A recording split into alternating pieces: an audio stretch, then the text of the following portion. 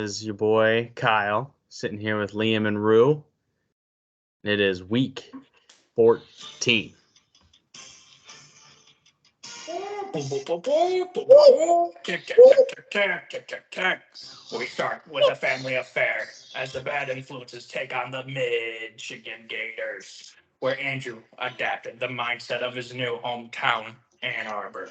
As he opens his eyes to the issues of white privilege, the Gators struggle to contain Rashad White and Christian McCaffrey. Bad influences, 186. Gators, 112.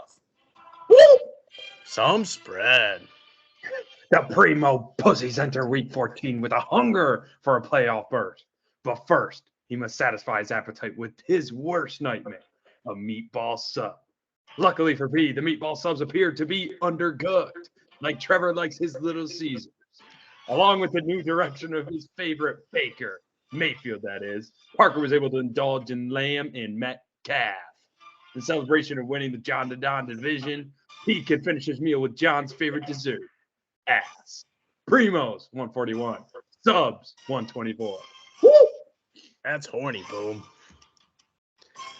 We head to the battle of who's more racist in the Make Footholds Great Again division.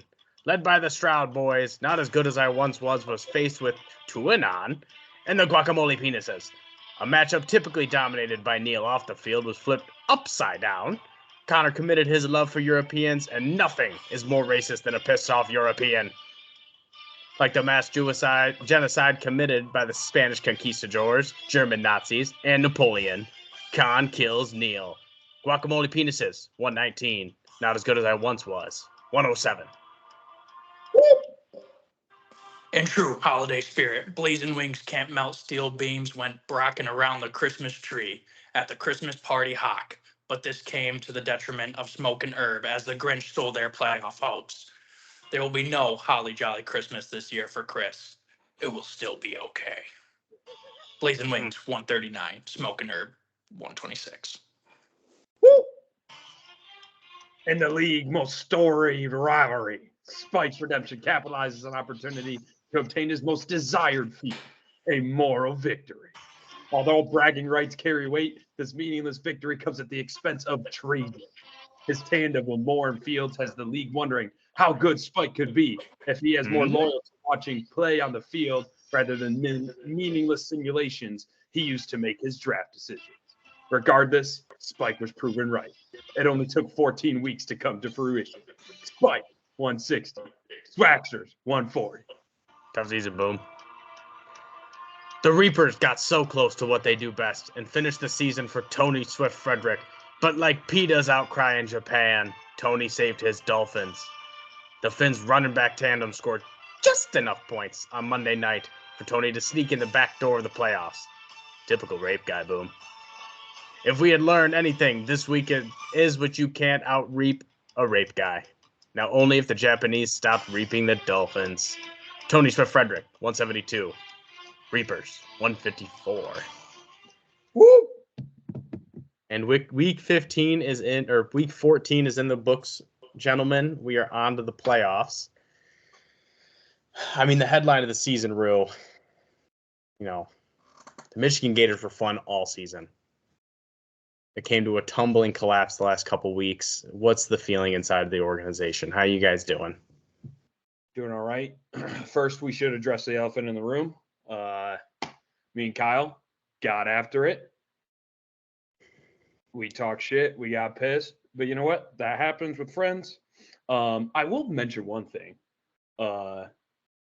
Friends are allowed to have arguments. So Berg's comment was not needed. Anyway. Definitely was not needed. Yeah, Gators, Josh Allen, he fantasy MVP for most of the season, but doesn't come through at the end. I needed one more heroic feat, and his back just gave out from carrying the team. So at the end of the day, we missed the playoffs. We were fun, but that's all we were, like the Pistons. So Liam, I mean, it's a tough season. I feel like with your team, you are either one of the top teams gunning for a ring, or you are awful. There is no mid in the meatball subs. What are you guys looking at next year? Yeah, I mean, it just started off bad. I mean, first game, Aaron Rodgers tears his Achilles. I lose by less than a point. Just horrible start, and just fitting for this league being a jinx league. And I feel like I started this year getting jinxed. You just telling me I can't take last Justin Jefferson, and here we are, looking like I'm going to take last and eat these wings. I mean, I feel washed. I saw TikTok today talking about, just someone who excelled back in the mid 2010s, and now they can't get it right. And I feel like I'm in that same boat. Andrew Luck is not walking through that door as much as you want him to. No. Or David Johnson. No. Oh, no. David Johnson. I mean, gentlemen, I think the biggest heartbreak outside of the Michigan Gators not making the playoffs was Smoking Herb, okay, as he's also known as. Did you guys think he had a shot all season? Was this a shock to you, or is this kind of what you expected from this team? Yeah, I mean, I'll say throughout the season, I thought Chris's team was playoff. He was deep. A lot of running backs, get some injuries throughout the year, but I thought he had guys that could fill in. And just Chris's teams always find a way to get into the playoffs. Even if you don't think they're good, they find a way to get in. I'm surprised he didn't make it. It was a close race, but yeah, I think the only team who had more boom or bust than me was Chris. So like, it's fitting that we both didn't make it because like when you look at his roster, Debo's hurt sometimes. You don't know what he's going to get from him, and then he drops 50. You see Sam Laporta. He was with 2 catches a couple games, and then he goes for 30 sometimes. So like, it's just one of those things that consistency is tough to draft. So his running backs were crazy, but one of those things. Chris is one of those teams that always plays elite fantasy defense. So I mean, I've said it a million times. He's always got my respect, but one of these years he's got to pull it together. I'm sure we're going to talk about it a bunch next week on next week's show. But who's going to be eating the wings at the end of the season? Obviously, Smoking Herb and Michigan Gators are out of the running. They will not be eating wings no matter what. It's between 4 teams. Who's going to be eating those wings? I think it's really between me and Connor. I mean, we're the worst teams. I'd be shocked if it's not me and him playing next week for it. I would say, I disagree with I think the punishment should go to the regular season loser, but hey, the league voted on it. I'll play for it, man of my word. But yeah, it's gonna be me and Connor next week, no doubt. Yeah, I definitely think it'll be Connor. Part of me is a little bitter because of the Amon-Ra fallout that possibly could have saved me from playing Khalil Herbert because he was a part of that deal. And then maybe I'm in the playoffs this week. So, that part of me out of spite is rooting that Guac has to eat the wings. But, I guess we'll see. So, for those of you that don't know, we were right up against the trade deadline. Connor and Rue had verbally agreed on a deal when Connor was in Florida. And then Connor went to the beach and never pressed accept. And the deal fell through. So jumping over to the playoffs, obviously Spencer has been sending some awesome statistical breakdowns. Huge shout out to the entire Bad Influences organization for sending those out, along with the anonymous Vegas guy communicating with him. I mean, Liam, who are the teams that you're looking at that can really make this run, can really do it? Yeah, I really think it's 3 teams. I think, it's the Swagsters, it's Blazing Wings, and the Bad Influences. I think those 3 are the front runners right now. My eyes. I was looking at some matchups today. I think Spence has got some good matchups, for the next couple weeks. But I think it's gonna be a close race, Kyle. I would maybe put you at 2 or 3 there. You've relied a lot on fantasy defense this year. Maybe not scoring as much as the other guys, but just one game. All you got to win. Yeah, I Parker, no disrespect. I really am looking past the primo pussies this week, and I'm telling you, I think next week the winner between Bad Influences and Tony Swift Frederick is going to end up winning it all. I just think like sooner or later, Mahomes, Kelsey, and the Chiefs will figure it out. And maybe it's PTSD from last year, but I just feel like they're going to figure it out. And the winner of that matchup, I think, ends up winning it all. I can say Tony's season as a whole has shocked me, like how it's kind of turned out, and the fact that he's gotten to sneak into the playoffs is a terrifying thing. I mean, just going up and down his roster, you look at the guys that he has now versus how he started the season. Like, he has Javonte Williams on his bench right now, and the guy's been balling. That's terrifying that he has options, that he can do that. I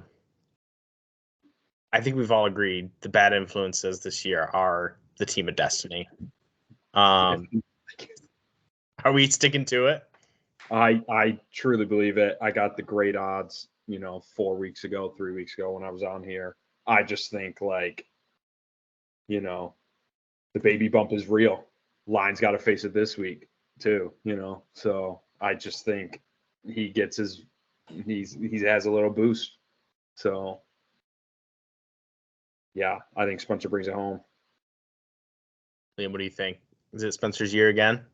Yeah, I think so. But like you were talking about Tony's team, talking about Mahomes and Kelsey, those guys can carry them, win it all. And it makes me so mad looking at the running backs this year and seeing Raheem Mostert. What is he, RB2 or 3? The guy's 31 years old.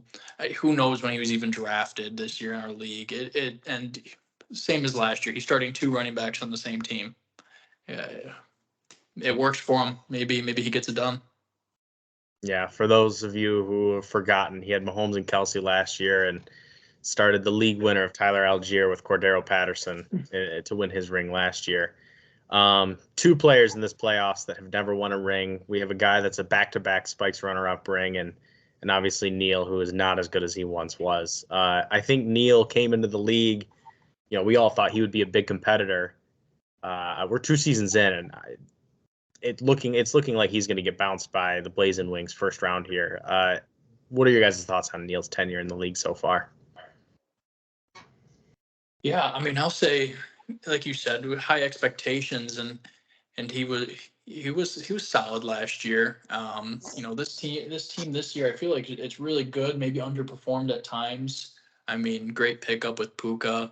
Kamara's been awesome since coming back from a suspension, but he's just not as good as he once was. He fell apart changing those names. I think that's affected the season and some of the players' morale, and it's sad to see because I think that team's got potential and they could win it all, but the leader's just not there anymore. Yeah, I think Neil lost his fastball. I think its first step was losing the locker room, and I think next year he's got to reevaluate, come back up with the names. At the end of the day, it's like, does he do it for his other leagues? I know he's in like 8. So if he can't find a way to get it up for us, then, maybe it's just, he's not as good as he once was. That's just how it is.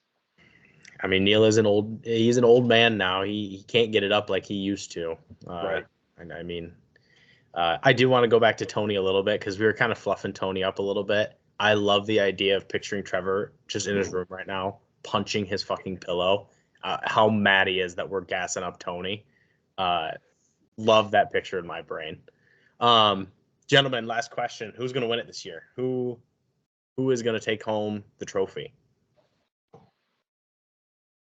Yeah, I mean, if I had to put my money on it, I'd say Spencer. I mean, team led by 2 huge running backs. Keenan Allen's been very solid. A little injury this week. Hope, depends if he can come bounce back next week. Luckily, he's got the bye, but potential MVP in Dak Prescott, I'd put my money on Spencer. Yeah. Sweeping. That's what I think too, Spencer. Again, I think if he gets through Tony, he'll win the championship, but Mahomes, Kelsey, it hasn't worked really great all year, but I think they still have something up their sleeves. I think the Chiefs will end up getting the 1 seed too. So it's I think they find a way. And I just know, like, if I'm Spencer and I see that lineup, like, I'm petrified. So we'll see. I still got Spencer, but, Tony might have something to say about that. So That's fair. Well, coming from a couple guys who have won rings, a couple all-time greats in this league, I appreciate you both being on, kind of breaking down the playoffs with me. Maybe one day Trevor can join the show, but I doubt it. Appreciate you guys coming on. Thanks for having us.